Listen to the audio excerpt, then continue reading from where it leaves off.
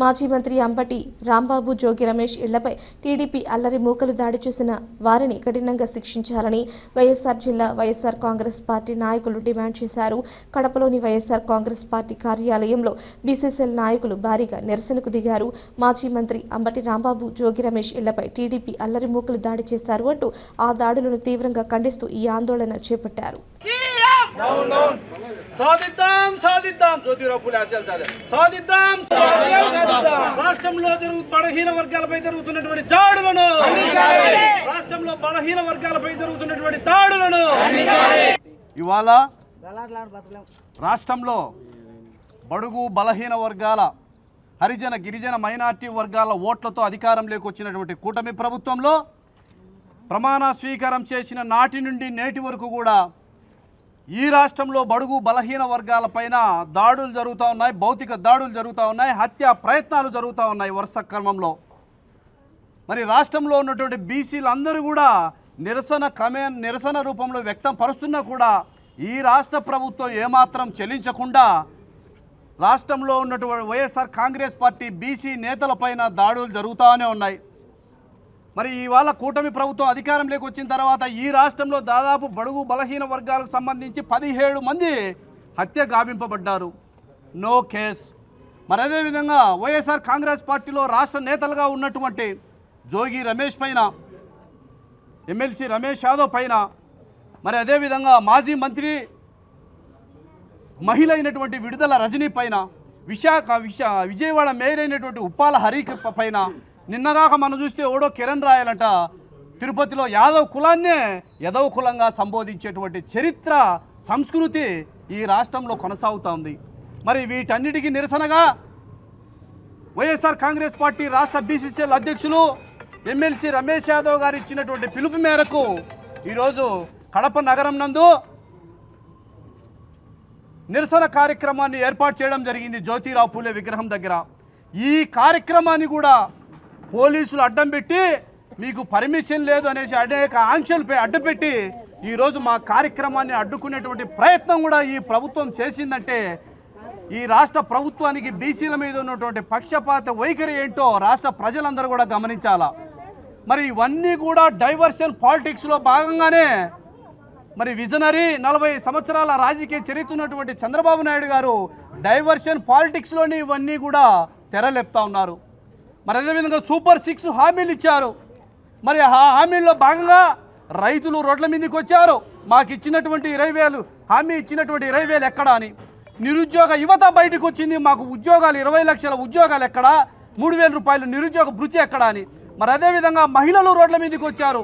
ఎన్నికల హామీల్లో భాగంగా మాకు ఇచ్చినటువంటి ఆడబిడ్డ నిధి ఎక్కడా అని. మరి వీటన్నిటి కూడా డైవర్ట్ చేసేదానికి నాడు చంద్రబాబు నాయుడు గారు, మరి కూటమి నేతలైనటువంటి పవన్ కళ్యాణ్ గారు కల్తీ రాజకీయాలకు ఆజ్యం పోశారు. మరి పరమ పవిత్రుడైనటువంటి శ్రీవారి లడ్డు ప్రసాదాన్నే కల్తీ అయింది, అనిమల్ ఫ్యాట్ అయ్యి కల్తీ చేశారనేసి ప్రపంచంలో ఉన్నటువంటి కోట్లాది హిందూ మనోభావాలు దెబ్బతీసే విధంగా ఒక నిర్ధారణ లేకుండా ఆరోపణ చేశారు.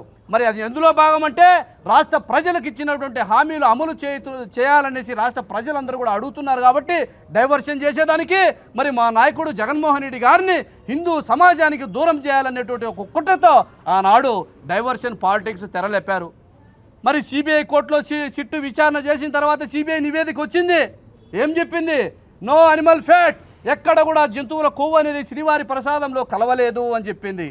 మరి దీంతో నివేదిపోయినటువంటి కూటమి నేతలు, మరి అదేవిధంగా రైల్వే కోడూరు ఎమ్మెల్యే అయినటువంటి అరవ శ్రీధర్ మహిళలను ఏ విధంగా లోపరుచుకొని శారీరకంగా వేధిస్తున్నాడో ఆ అంశం కూడా రాష్ట్ర ప్రజానికమంతా కూడా గమనిస్తూ ఉన్నారు. సాక్షాత్తు ఈ రాష్ట్ర ముఖ్యమంత్రికే ఆవిడ వినతి పత్రం ఇచ్చింది, నాకు న్యాయం చేయండి మీ ఎమ్మెల్యే ద్వారా అనేసి. మరి ఈ 2 అంశాలు కూడా ప్రధానంగా ఈ రాష్ట్ర ప్రజలందరూ కూడా చర్చించుకుంటున్నారు. కాబట్టే మరి డైవర్షన్ పాలిటిక్స్కు మళ్ళీ ఈనాడు తెరలేపారు. అదేమిటంటే కల్తీ లిక్కర్ కేసులో అనవసరంగా రాష్ట్ర బీసీ నేత అయినటువంటి మాజీ మంత్రి జోగి రమేష్ గారిని అక్రమ కేసు పెట్టి జైలుకు పంపించారే.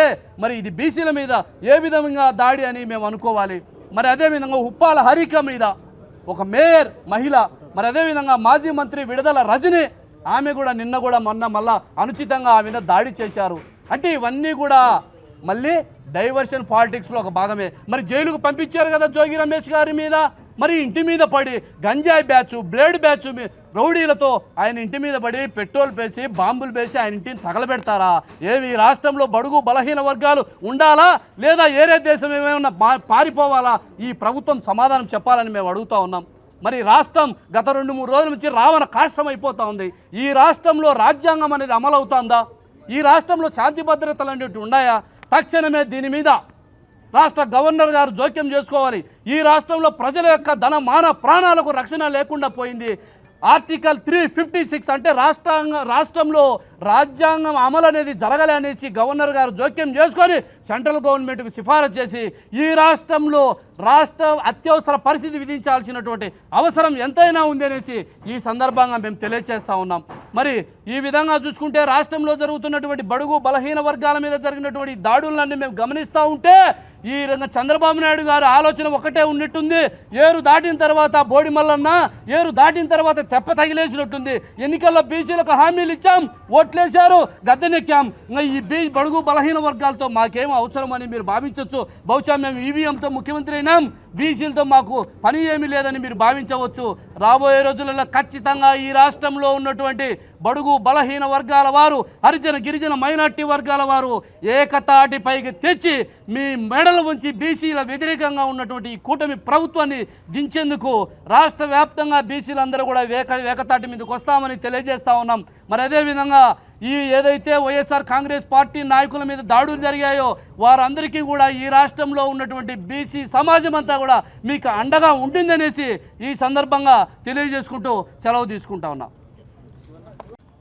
ఈరోజు రాష్ట్ర పార్టీ ఇచ్చినటువంటి పిలుపు మేరకు మేము కడప పాత బస్టాండ్ నందు జ్యోతిరావు పూలే విగ్రహం దగ్గర నిరసన వ్యక్తం చేయడానికి వస్తే మరి మీకు పోలీసు పర్మిషన్ లేదు, మీరు చేస్తే కేసులు పెడతాం, బయటికి రాకుండా చేస్తామనేసి ఈరోజు పోలీసులు కూడా బెదిరించే స్థాయికి వచ్చారంటే ఈ రాష్ట్రంలో పోలీస్ వ్యవస్థ ప్రేక్షక పాత్ర పోషిస్తూ ఉంది, అధికార పార్టీకి మడుగులు వస్తుంది అనే దానికి నిదర్శనం ఇదే అనేటువంటి విషయాన్ని ఈ మీడియా ద్వారా తెలియజేసుకుంటా ఉన్నా.